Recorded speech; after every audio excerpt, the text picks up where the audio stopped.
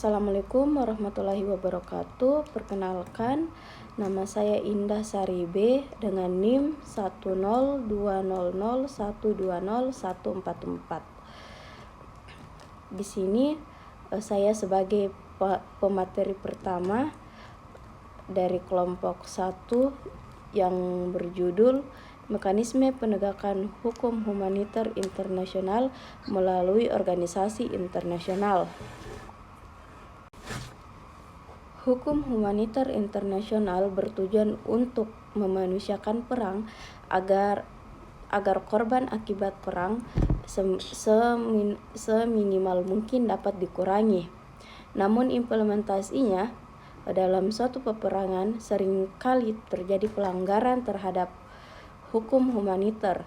Sengketa bersenjata yang terjadi bukan hanya menimbulkan korban di kedua belah pihak yang bertikai saja, tetapi penduduk sipil atau non-kombatan yang dilindungi pun menjadi korban.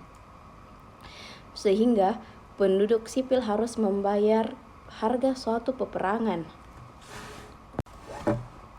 Untuk itu diperlukan suatu mekanisme penegakan hukum humaniter internasional agar kejahatan perang semaksimal mungkin tidak terjadi dan dapat diatasi.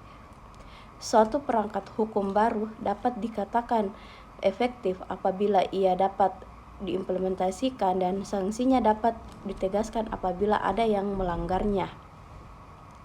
Untuk dapat ditegakkan, maka di dalam perangkat hukum itu perlu ada suatu mekanisme yang mengatur dan menetapkan bagaimana norma-norma itu dapat ditegakkan.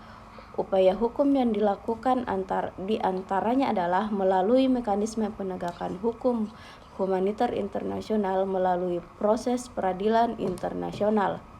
Sebagaimana terdapat dalam ketentuan Konvensi Jenewa 1949 tentang perlindungan korban yang menegakkan bahwa setiap pihak peserta diwajibkan untuk memberi sanksi efektif terhadap orang-orang yang melakukan pelanggaran hukum humaniter internasional dengan menggunakan mekanisme peradilan nasional dan menggunakan instrumen hukum nasional pihak-pihak yang bersangkutan. Apabila upaya melalui mekanisme pengadilan nasional tidak dilaksanakan, maka upaya selanjutnya ditempuh melalui mekanisme peradilan internasional.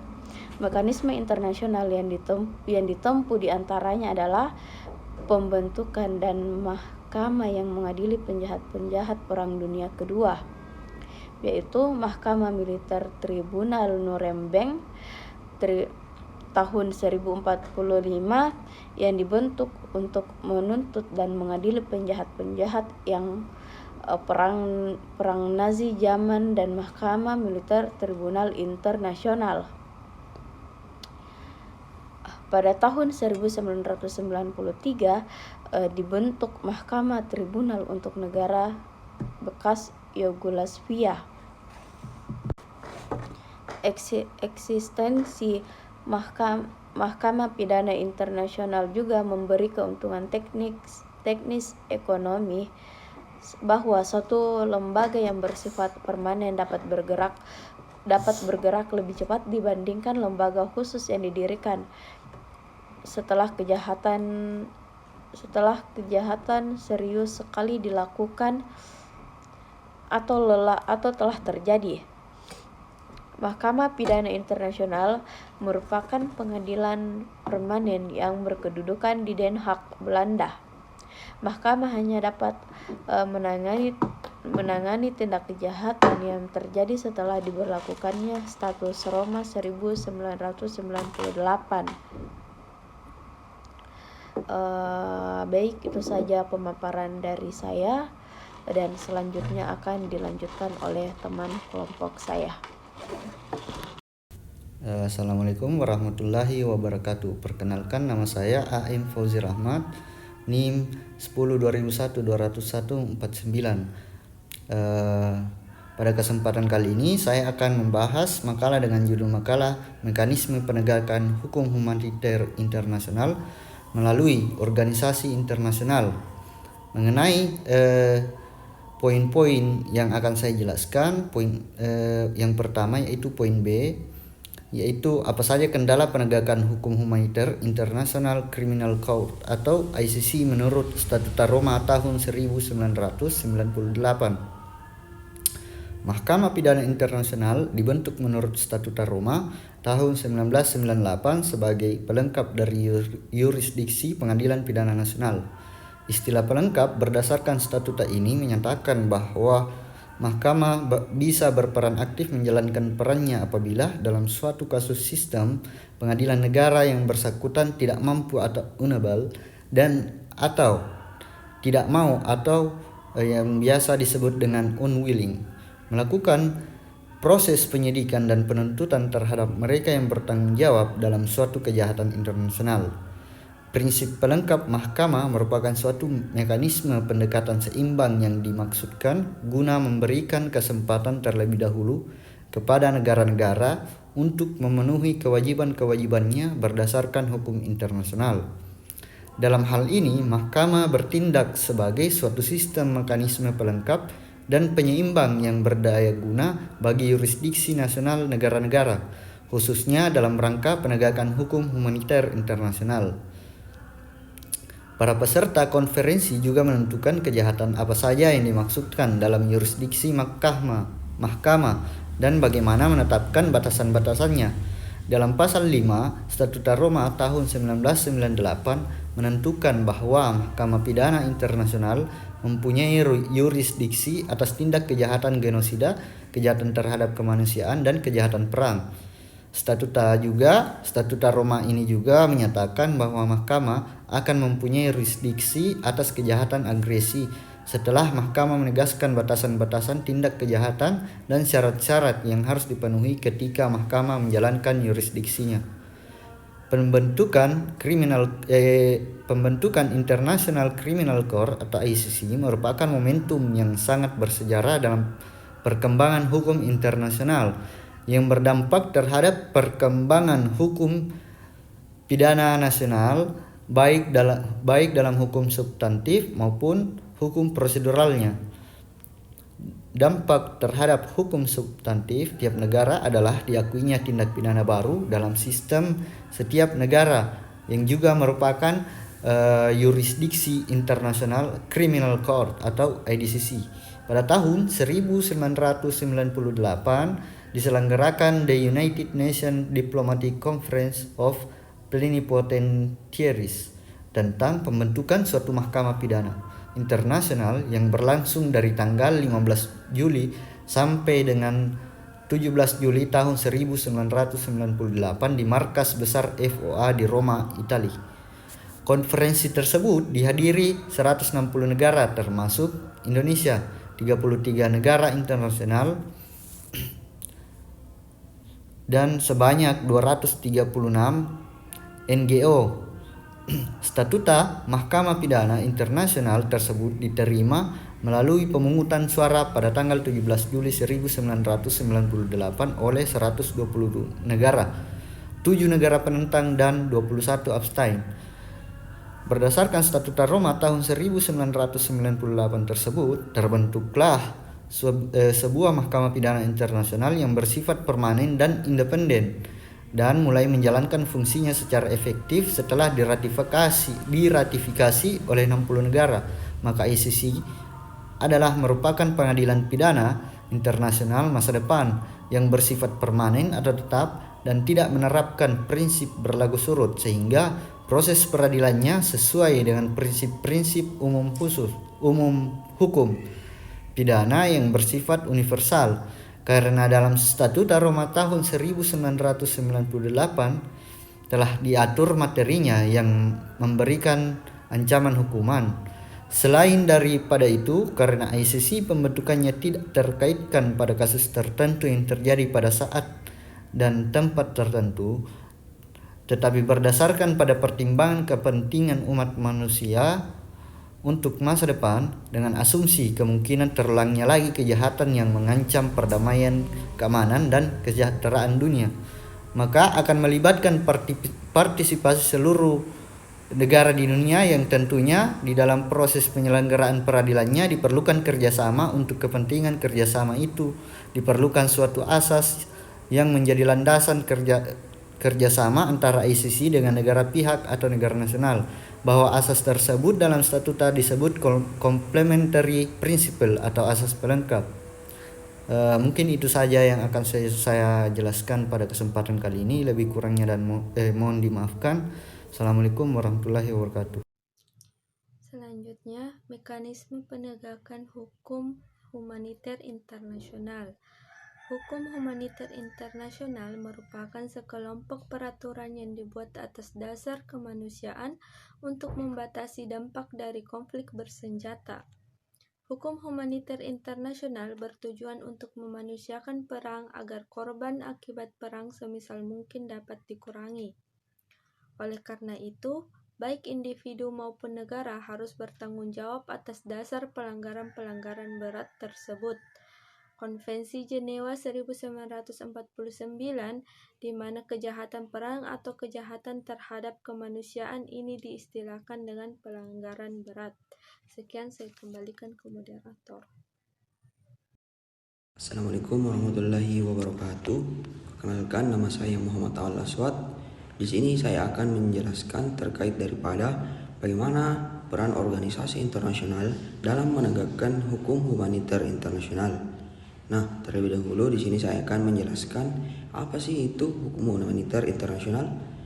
Hukum humaniter internasional atau dikenal dengan hukum konflik bersenjata atau hukum perang merupakan sekelompok peraturan yang dibuat atas dasar kemanusiaan yang bertujuan untuk membatasi dampak daripada konflik bersenjata. Hukum humaniter internasional sendiri memiliki tujuan utama untuk mengatur alat atau metode peperangan serta menjamin perlindungan manusiawi terhadap individu yang tidak lagi terlibat secara langsung dalam konflik bersenjata. Nah, adapun organisasi internasional yang berperan penting dalam menegakkan hukum humaniter internasional yaitu pertama PBB. Nah, PBB adalah organisasi internasional yang memiliki peran penting dalam menjaga perdamaian dan keamanan dunia dengan tujuan untuk memelihara perdamaian, mengembangkan kerjasama internasional, dan memajukan hak asasi manusia. Nah, PBB sendiri bekerja dengan 193 negara anggota untuk mencapai tujuan-tujuannya. Nah, tujuan pokok PBB sendiri sebagaimana yang ditentukan dalam pasal 1 Piagam PBB merupakan beban tanggung jawab utama Dewan Anggota PBB sebagai badan utamanya yang terkenal dengan sebutan peacekeeping. Nah, Dewan Keamanan PBB sendiri memiliki organ utama dalam PBB, memiliki fungsi dan kekuatannya yang secara umum diatur dalam pasal 24 sampai dengan pasal 26 Piagam PBB yang meliputi anggota PBB memberikan tanggung jawab utama kepada Dewan Keamanan, memelihara perdamaian dan keamanan internasional, serta memiliki tanggung jawab dalam merumuskan rencana-rencana yang disampaikan kepada anggota PBB untuk pembentukan suatu sistem pengaturan persenjataan. Selain itu, secara khusus diatur dalam pasal 34 Piagam PBB bahwa Dewan Keamanan PBB dapat menyelidiki setiap pertikaian atau keadaan yang dapat menimbulkan pertentangan atau menimbulkan suatu pertikaian internasional. Nah, yang kedua, Association of Southeast Asian National atau ASEAN adalah organisasi regional geopolitik dan ekonomi dari negara-negara di Asia Tenggara yang didirikan di Bangkok pada tanggal 8 Agustus 1967 berdasarkan Deklarasi Bangkok yang dimana terdiri dari negara Indonesia, Malaysia, Filipina, Singapura, dan Thailand. Organisasi ini memiliki tujuan untuk meningkatkan pertumbuhan ekonomi kemajuan sosial dan pengembangan kebudayaan negara-negara anggotanya, memajukan perdamaian dan stabilitas di tingkat regionalnya, serta meningkatkan kesempatan untuk membahas perbedaan di antara anggotanya dengan damai. ASEAN sendiri memiliki kewenangan untuk menyelesaikan konflik atau membantu anggotanya yang memiliki masalah agar damai, sebagaimana yang dijelaskan dalam Piagam ASEAN dalam pasal 1 ayat 1. Beda halnya dengan PBB yang sudah jelas tentang prinsip dan kewenangannya menangani suatu masalah yang ada di anggotanya. PBB juga sudah jelas untuk membantu anggotanya menyelesaikan suatu masalah di dalam anggotanya. Namun berbeda dengan halnya ASEAN yang masih belum terlihat perannya untuk anggotanya. ASEAN sendiri memiliki prinsip yaitu menyelesaikan perbedaan atau perdebatan dengan cara damai. Nah, yang ketiga itu NATO. NATO sendiri ada singkatan daripada North Atlantic Treaty Organization atau NATO, yang dalam bahasa Indonesia disebut dengan Pakta Pertahanan Atlantik Utara. NATO sendiri kerap juga dikenal sebagai Aliansi Atlantik Utara. NATO merupakan organisasi militer internasional yang bertujuan untuk keamanan bersama para anggotanya. Pada awalnya, NATO sendiri dibentuk untuk menekan pengaruh komunis dari Uni Soviet dengan aliansi saingannya yaitu Pakta Warsawa pada era Perang Dingin. NATO sendiri memiliki aliansi militer dari 20 negara Eropa dan Amerika Utara seperti Amerika Serikat, Belanda, Inggris, Islandia, Portugal, Prancis, Italia, Kanada, Belgia, Denmark, dan Luxembourg. Nah, atau yang dikenal juga dengan Blok Barat. Nah, markas besar NATO sendiri berada di Brussels. NATO memposisikan diri sebagai murni aliansi pertahanan. NATO mewajibkan negara anggotanya untuk mencari solusi damai untuk menuntaskan semua konflik. Nah, jika salah satu negara anggota diserang, tujuan dari organisasi ini tertera jelas dalam pasal 5 fakta keamanannya bahwa serangan militer apapun yang diarahkan kepada negara anggota NATO dianggap sebagai serangan bagi seluruh persekutuannya. Assalamualaikum warahmatullahi wabarakatuh. Nama saya Rusdi, NIM 10201 2131. Yurisdiksi teritorial. Mengenai yurisdiksi teritorialnya, tidak ada satupun pasal yang pada Statuta Roma yang menegaskannya. Hal ini disebabkan karena Mahkamah Pidana Internasional merupakan badan peradilan kriminal yang dimaksudkan untuk menjangkau keempat jenis kejahatan yang ditentukan dalam statuta yang terjadi dimanapun di muka bumi ini.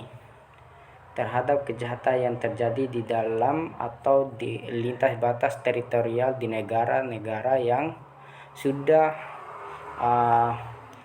menjadi peserta pada statuta, tentulah tidak menjadi masalah dengan penerapan yurisdiksi teritorial mahkamah, sebab negara-negara itu merupakan negara yang menerima yurisdiksi mahkamah sebagaimana ditegaskan dalam pasal 12 ayat 1.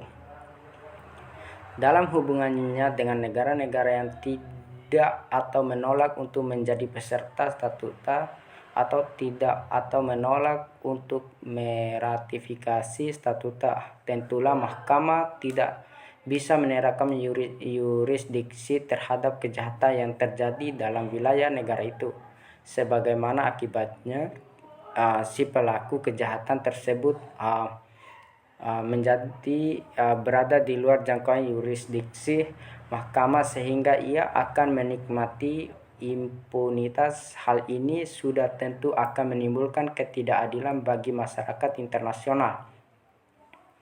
Pada umumnya para korban dari kejahatan itu pada khususnya agar pelaku kejahatan tidak menikmati impunitas, para perancang statuta menerapkan yurisdiksi kriminalnya terhadap kejahatan yang terjadi di wilayah negara yang belum atau tidak meratifikasi meratifikasi statuta dengan syarat sebagaimana ditentukan dalam pasal 12 ayat 3, yakni negara tersebut mengeluarkan statuta pernyataan deklarasi yang menyatakan penerimaannya atau yurisdiksi mahkamah, dan deklarasi tersebut disampaikan kepada panitera. Baik, terima kasih. Wassalamualaikum warahmatullahi wabarakatuh.